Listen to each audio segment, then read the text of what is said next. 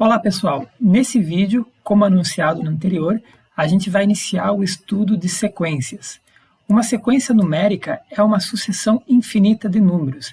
A gente pode escrever uma sequência numérica genérica usando uma lista indexada pelo conjunto dos números naturais. Por exemplo, nessa notação aqui, A1 seria o primeiro termo, A2 o segundo termo, e assim sucessivamente, a n representaria um termo na posição n nessa sequência. Vejamos alguns exemplos de sequências. Por exemplo, a sequência dos números pares, 2, 4, 6, 8, reticências. O problema dessas reticências é que ela pressupõe que quem está lendo isso entende que a gente está querendo representar a sequência dos números pares pelo padrão que está escrito ali. Então isso não é uma notação muito rigorosa. Um jeito mais formal de escrever isso seria utilizar a notação de chaves e escrever, por exemplo, 2n, onde esse n é o indexador, que a gente está dizendo que vai variar de 1 até infinito. E isso, então, quando n igual a 1, a gente obtém 2, quando n igual a 2, a gente obtém 4, quando n igual a 3, a gente obtém 6 e assim sucessivamente. E essa é uma maneira compacta de escrever uma sequência infinita sem precisar apelar para essas reticências. Então, por exemplo, nessa notação, se a gente escrever n sobre n mais 1, com n variando de 1 até infinito, isso vai estar representando a sequência que começa com 1 meio, depois é 2 terços, 3 quartos, 4 quintos e assim sucessivamente. Nessa notação de chaves, o indexador não precisa ser a letra n, a gente pode usar qualquer outro símbolo. Por exemplo, aqui vamos indexar essa sequência com o índice k. E outro detalhe, o indexamento não precisa começar de k igual a 1. A gente poderia começar, por exemplo, de qualquer outro valor, por exemplo, k igual a 2. Nesse caso, essa notação estaria simbolizando a sequência em que o primeiro termo é 4, depois é 9, 16 e assim sucessivamente. Um outro exemplo bem importante é a sequência alternada 1, menos 1, 1, menos 1, que a gente pode denotar com a notação menos 1 na n, onde o indexador n varia nos números naturais de 0 até infinito. Nesses exemplos que a gente acabou de ver, as sequências possuem fórmulas explícitas para os seus termos, mas isso nem sempre vai ser o caso. Por exemplo, a gente poderia considerar a sequência dos números primos.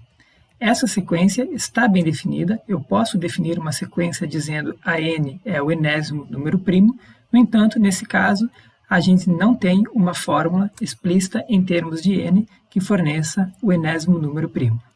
Outra situação de sequências que não são dadas por uma fórmula explícita são as sequências definidas recursivamente. Exemplo clássico é a sequência de Fibonacci. Nessa sequência, os dois primeiros termos são iguais a 1, e a partir do terceiro termo, cada termo é obtido pela soma dos dois termos anteriores. Vamos listar alguns termos dessa sequência. A gente começa com 1, depois 1 novamente, e agora o próximo termo é a soma desses dois, que é 2. O próximo termo é a soma dos dois últimos, que vai dar 3. O próximo termo é a soma dos dois últimos, que vai dar 5, e assim sucessivamente. Então, essa sequência está bem definida, mas para eu saber, por exemplo, qual é o termo da posição 500, eu teria que ir calculando os termos um após o outro até chegar na posição 500, usando essa fórmula de recorrência. Não vai ser o objetivo do nosso curso, mas apenas para constar, eu menciono aqui que existe uma fórmula fechada para calcular o enésimo termo da sequência de Fibonacci diretamente. Vamos voltar por um momento à definição que foi dada sobre sequência numérica. A gente definiu informalmente sequência numérica como uma lista infinita de números. A gente pode ser um pouco mais preciso observando o seguinte: a gente está fazendo, na verdade, uma associação. Para cada natural n, a gente está associando um número a n, que é o número que vai ocupar a posição n nessa lista. Então, essa associação, o 1 é associado com o elemento A1, o 2 é associado com o elemento A2 e assim sucessivamente. O número genérico n é associado com o elemento AN. Então, dessa forma, a gente vê que uma sequência nada mais é do que uma função, cujo domínio é o conjunto dos inteiros positivos. E se a gente quiser dar a liberdade para o indexamento não começar necessariamente do 1, a gente pode então dizer que uma sequência é uma função cujo domínio é um conjunto de inteiros. Então, como uma sequência é uma função, a gente pode falar em gráficos de sequências. Vamos aqui, nesse exemplo, considerar a sequência AN igual a 1 sobre n. Então, quando n é igual a 1, a gente obtém o A1 igual a 1. Quando n igual a 2, a gente obtém A2 igual a 1 meio. Depois o A3 igual a 1 terço e assim sucessivamente. Então o gráfico da sequência AN igual a 1 sobre n é essa lista de pontos que a gente vai marcando no plano cartesiano. Então a gente tem o eixo horizontal que representa o n e o eixo vertical representa o valor de AN. Então notem como isso difere do gráfico contínuo, que seria o gráfico da função y igual a 1 sobre x. No caso do gráfico y igual a 1 sobre x, quando a gente escreve x, subentende-se que a gente está considerando a variável que varia continuamente. Então, a parte do gráfico de y igual a 1 sobre x para x maior ou igual a 1 é essa curva azul que a gente enxerga ali. Então, o gráfico da sequência é um conjunto de pontos que está sobre essa curva azul. O nosso principal interesse no estudo de sequências é o seu comportamento assintótico. Por exemplo, vamos considerar a sequência AN igual a n sobre n mais 1. Vamos calcular os seus termos e ir marcando aqui na reta real. Por exemplo, o primeiro termo é 1 meio, o próximo termo é 2 terços. Marcando esses pontos sucessivamente, a gente percebe que esses pontos vão se aproximando de um valor limite igual a 1. Uma outra maneira de visualizar geometricamente esse fenômeno é fazer o gráfico dessa sequência e observar que à medida que a gente vai marcando os pontos, eles se aproximam de uma assíntota horizontal na altura 1. Nessa situação, a gente vai dizer que a sequência converge para 1. Vamos explorar um pouco mais esse conceito de convergência, que é algo que você já tem familiaridade dos cursos de cálculo. Então aqui o que está em jogo é o seguinte: a diferença entre o valor limite 1 e o termo AN é igual a 1 sobre n mais 1. E essa diferença fica tão pequena quanto a gente queira, desde que a gente considere o n suficientemente grande. E a notação que a gente vai usar para indicar isso é a seguinte: a gente vai escrever limite, quando o n tende a infinito, de n sobre n mais 1 igual a 1. Ou a gente vai usar também, muitas vezes, uma notação um pouco mais sintética, que é escrever simplesmente n sobre n mais 1, flechinha 1. Aqui fica implícito que o limite envolvido é quando o n tende a infinito. Vamos apresentar agora, então, essa definição de convergência no contexto geral. A gente vai dizer que uma sequência converge para L, ou a gente pode dizer também que o limite da sequência é igual a L, se os termos tornam-se arbitrariamente próximos de L quando n é suficientemente grande.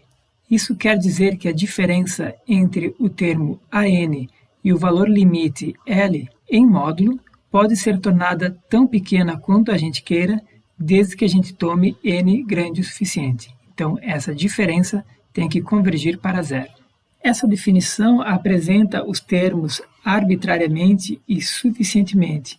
Então, para tornar isso um pouco mais rigoroso, a gente pode usar a lógica formal e definir o limite de uma sequência da seguinte maneira. A gente vai dizer que o limite é L se, para todo epsilon, existir um inteiro n, tal que a partir desse índice, todos os termos estão próximos de L a uma distância no máximo epsilon. Aqui está a figura que ilustra esse conceito. A gente tem o valor limite L, indicado ali por essa assíntota horizontal. Epsilon representa uma espécie de tolerância que a gente está dando em torno desse valor limite. Então a gente tem uma faixa que vai de L menos epsilon até L mais epsilon. E o que essa definição está dizendo é que a partir de um certo índice, todos os termos da sequência devem cair dentro dessa faixa. Se a gente diminuir a tolerância, ou seja, diminuir o epsilon, bastaria então considerar um n maior.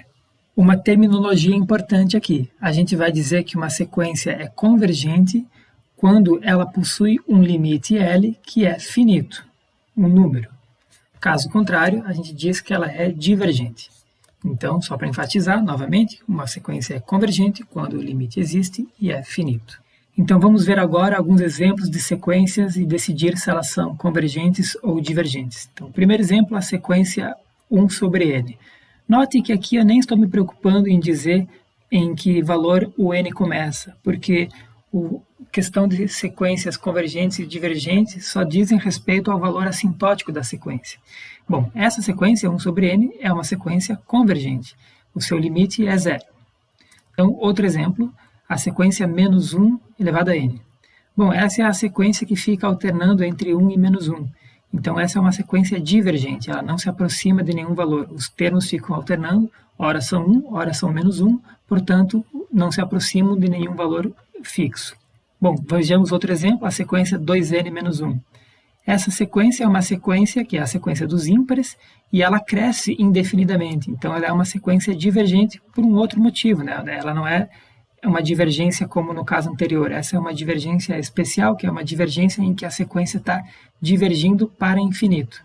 Tá? Então a gente pode denotar dessa forma e dizer que a sequência diverge para infinito. Aqui outro exemplo, essa sequência é 1 mais menos 1 na n sobre n. Esse menos 1 na n fica alternando entre 1 e menos 1, mas esse denominador n que tem ali embaixo vai fazer esse termo ficar cada vez menor. Então, no limite, o que vai prevalecer é esse 1 inicial. Então, essa sequência é convergente e o seu valor limite é 1.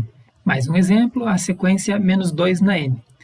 Nesse caso, o sinal negativo ali na base vai fazer essa sequência ficar alternando entre valores positivos e negativos, mas como a base é menos 2, esses valores em módulo vão ficar cada vez maiores. Então, essa é uma sequência que é divergente, os sinais alternam e o valor absoluto tende a infinito. Eu vou listar agora umas propriedades operatórias dos limites. Vocês já devem estar familiarizados com essas propriedades de um primeiro curso de cálculo, porque no fundo a definição de limite para sequências é a mesma ideia da definição de limite de funções quando x vai para infinito. Então vejamos, as propriedades são as seguintes. Suponha que a gente tem duas sequências convergentes, a n e bn, e que a n converge para L e bn converge para um m. Então, o que a gente pode dizer sobre a sequência an mais bn? Bom, essa sequência vai convergir para L mais m. O que a gente pode dizer sobre a sequência CAN, onde C é uma constante? Essa sequência converge para C vezes L. O que a gente pode dizer para a sequência do produto, a n vezes bn? Bom, a gente pode dizer que essa sequência converge para L vezes N. Ou seja, aqui a gente está dizendo que o limite do produto é o produto dos limites. Por fim, a gente poderia dizer a mesma coisa sobre o quociente, e podemos, desde que o denominador m seja diferente de zero. Vamos usar essas propriedades operatórias para calcular o seguinte limite. Então, isso vai soar como uma revisão do que você já aprendeu no primeiro curso de cálculo. Então, vamos ver.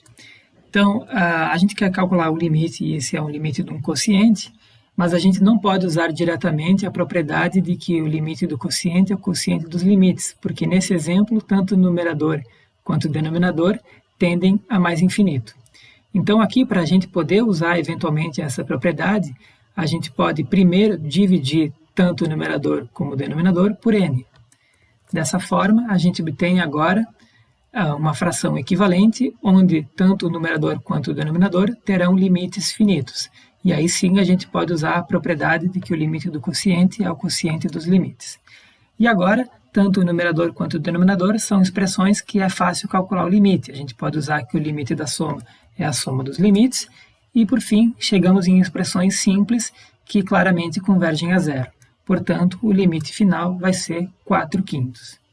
No primeiro curso de cálculo, a gente aprende que quando a gente lida com limites de funções racionais, em que o numerador é um polinômio e o denominador também é um polinômio, e o limite está mandando a variável para infinito, nessas situações a gente aprende que a gente pode desconsiderar os termos de menor grau e considerar apenas os termos de maior grau no numerador e no denominador. Isso pode continuar sendo feito agora, e a explicação de por que isso funciona é o que a gente acabou de fazer aqui embaixo. Na verdade, muita coisa que a gente fazia lá em cálculo vai poder ser aplicada agora diretamente, porque temos um importante teorema que relaciona o limite de funções de variável contínua com o limite de sequências. O teorema é o seguinte: se eu tenho uma função de variável contínua e que quando x vai para infinito, ela converge para um valor limite L, então, se eu considerar a sequência AN, cuja lei de formação é dada por essa função, então AN igual a f de n, então o que eu posso dizer sobre essa sequência? Bom, eu posso dizer que essa sequência converge para o valor limite L. E isso é bastante claro quando a gente olha para a figura. Aqui, por exemplo, a gente tem o gráfico da função y igual a f de x, é uma função de variável contínua, por isso o gráfico é essa curva, O gráfico da sequência é esse conjunto de pontos que está sobre essa curva. Se a curva azul se aproxima assintoticamente de um valor limite L, o mesmo vai acontecer com esses pontos que estão sobre a curva.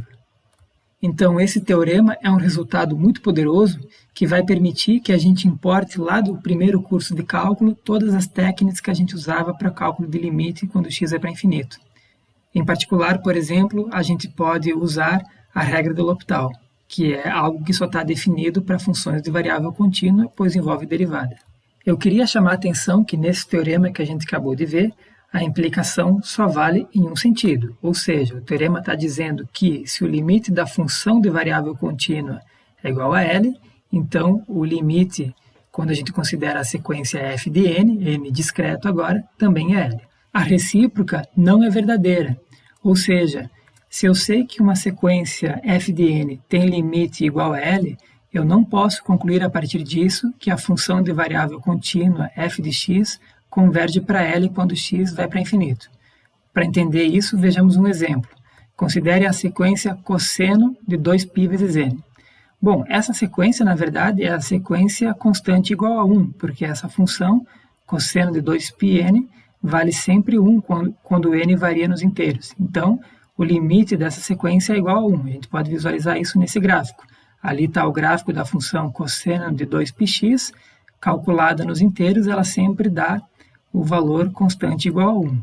E esse gráfico mostra também que o limite, quando x vai para infinito, de cosseno de 2πx, não existe, porque a gente tem uma função que fica oscilando sem se aproximar de nenhum valor. Vamos ver agora um problema em que o teorema anterior vai ser muito útil. Então, a gente quer calcular o limite, quando n vai para infinito, do logaritmo de n sobre n. Então, essa é uma situação em que a gente tem uma indeterminação do tipo infinito sobre infinito. Isso porque tanto o numerador quanto o denominador divergem para infinito quando n vai para infinito. Então aqui a nossa ideia, lembrando das técnicas do cálculo 1, seria utilizar a regra de L'Hopital. Entretanto, a gente não pode usar a regra de L'Hopital diretamente, porque a regra de L'Hopital ela é pensada para funções de variável contínua, porque ela envolve derivada, e derivada é algo que eu só posso fazer quando a variável da função varia continuamente. Mas então, o que a gente vai fazer? A gente vai usar a regra de L'Hopital para o equivalente a essa expressão na variável contínua x. Bom, a gente então, na prática, é só trocar o n por x e lembrar que agora o x é uma variável contínua.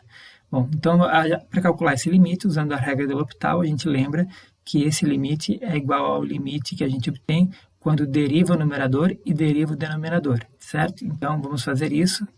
Esse limite vai ser igual ao limite derivando o numerador, a gente obtém 1 sobre x, derivando o denominador, a gente obtém 1.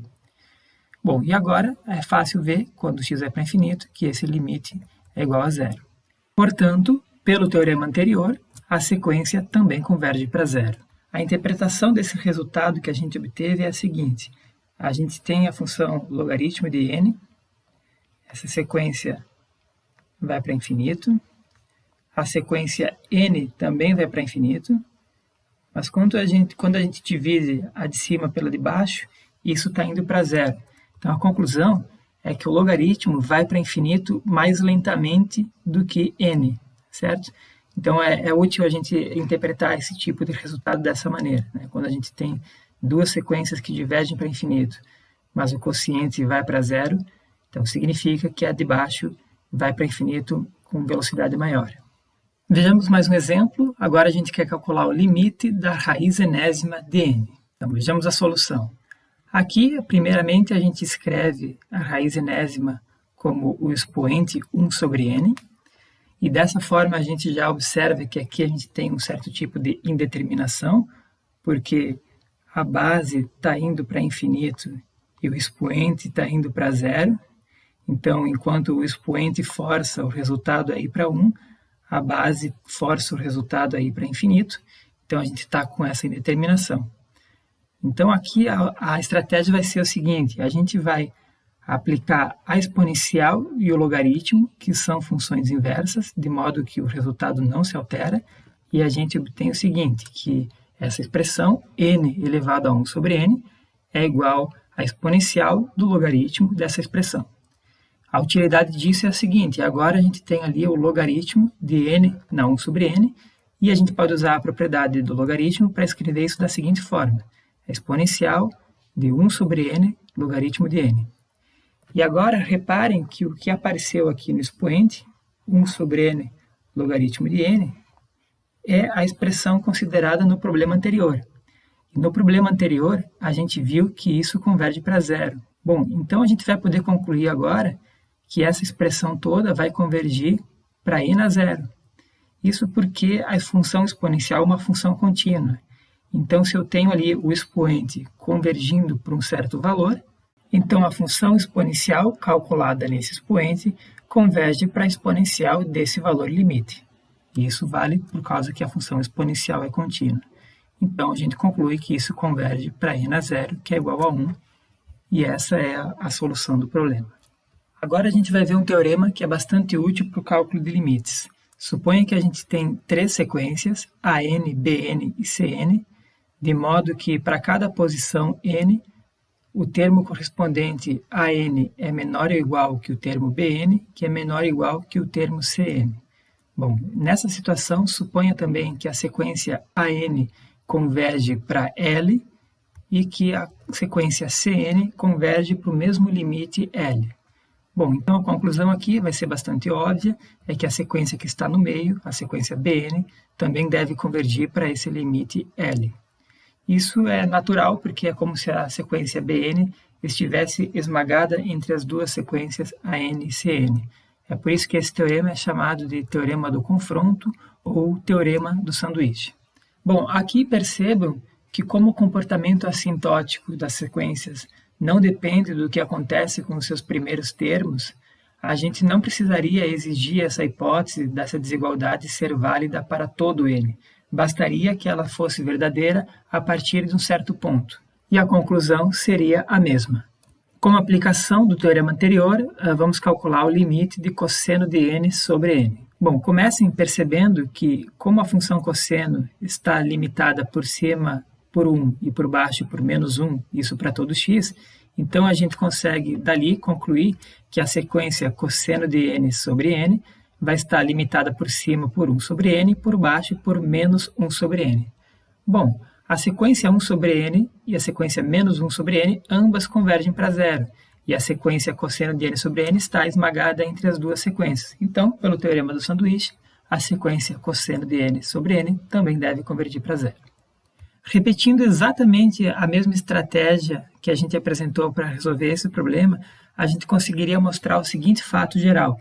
Se a gente tem uma sequência que converge para zero e tem uma outra sequência que eu só sei que é limitada, isso quer dizer que existe um certo número m que domina a sequência completamente, ou seja, todos os termos da sequência em módulo são menores ou iguais a esse valor m.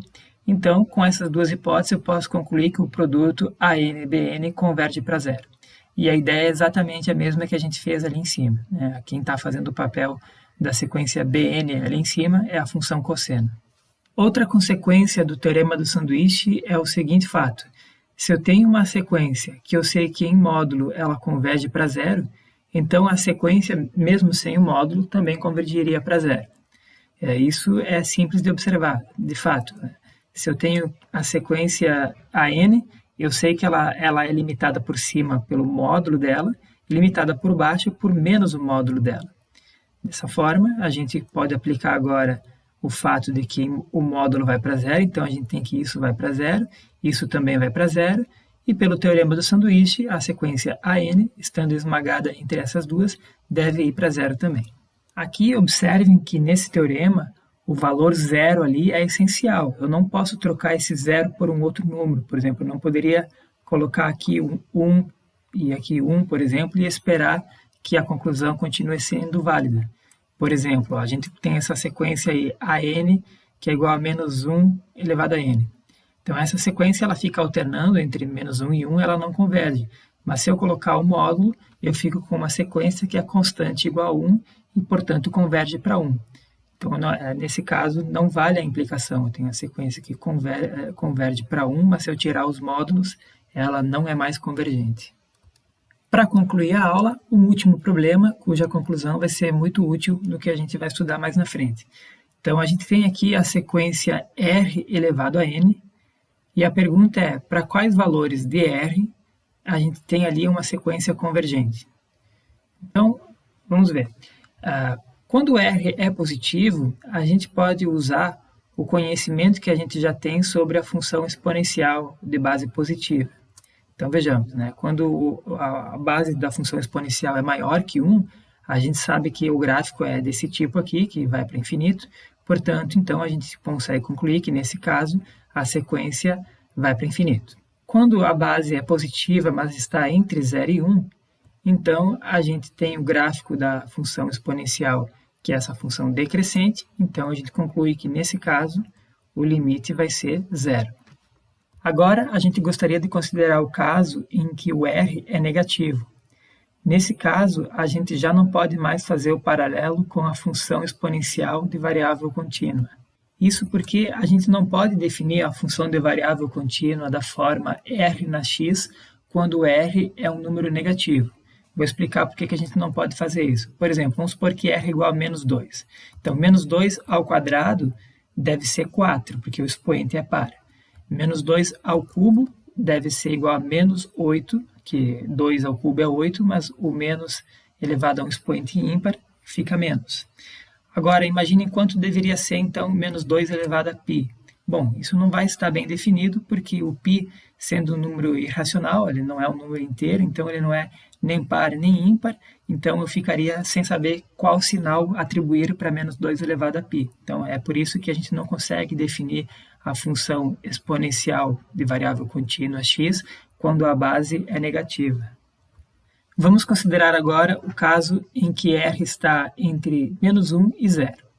Bom, nesse caso, percebam que, em módulo, R está entre 0 e 1.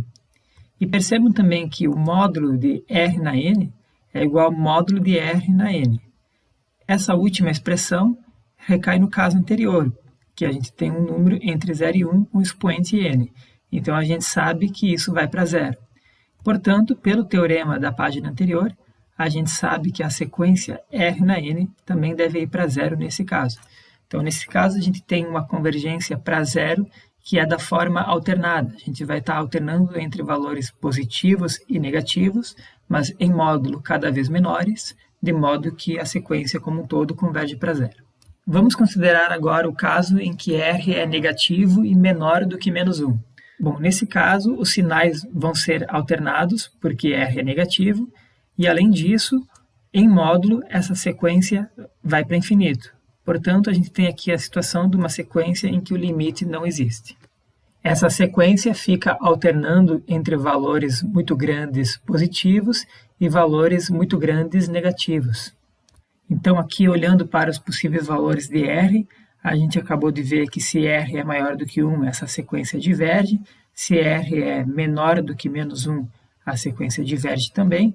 Entre menos 1 e 1, a sequência converge. Aqui, no caso 0, essa sequência vai ser constante igual a 0. E falta analisar o que acontece nesses extremos do intervalo, no caso menos 1 e no caso R igual a 1. Bom, se R é igual a 1, essa sequência é a sequência constante, é a constante igual a 1. Então, essa sequência converge também.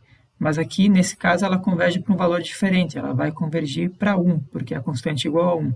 Já no resto desses valores verde, a sequência converge para 0. Já quando R é igual a menos 1, essa é uma sequência que fica alternando entre 1 e menos 1 e, portanto, não converge. Então, nesse caso, ela diverge também, apesar de ser uma sequência limitada, ela fica alternando entre menos 1 e 1 e, portanto, não converge. Então, resumindo, a gente chegou à seguinte conclusão. Essa sequência R na n, ela converge se e somente se R está entre menos 1 e 1, incluindo o 1 e excluindo o menos 1. E esse limite vai ser 0 se R está estritamente entre menos 1 e 1, e esse limite vai ser 1 se R for igual a 1. Então, com isso, a gente conclui o encontro de hoje. A conclusão desse exemplo final é muito importante e vai ser usada mais na frente quando a gente estudar a convergência ou não da série geométrica. Então, por hoje era isso. Até mais.